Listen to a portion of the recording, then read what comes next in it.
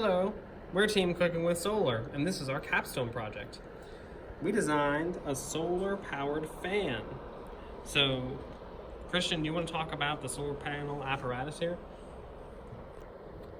So the solar panels are on hinges around the outside of the main station, and ideally they would fold down, but they are glued as of right now because of the very brittle plastic of 3D printing.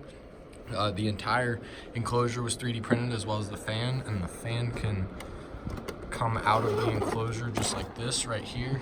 Here we have a button, 3 LEDs, all the wires, the battery back in the back.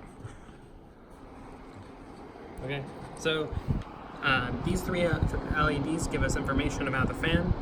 This top LED tells us whether there is a valid power supply being provided to the fan.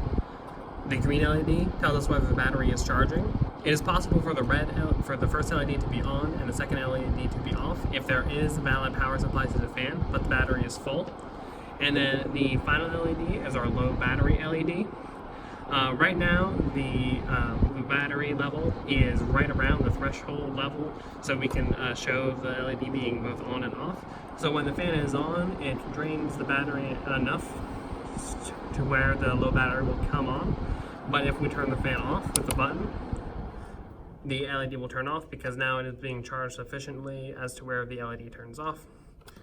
So that's how that works. And we used a PWM to implement multiple speeds of the fan.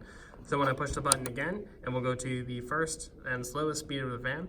And as you can see, it's not powerful enough to cause the LED to come on.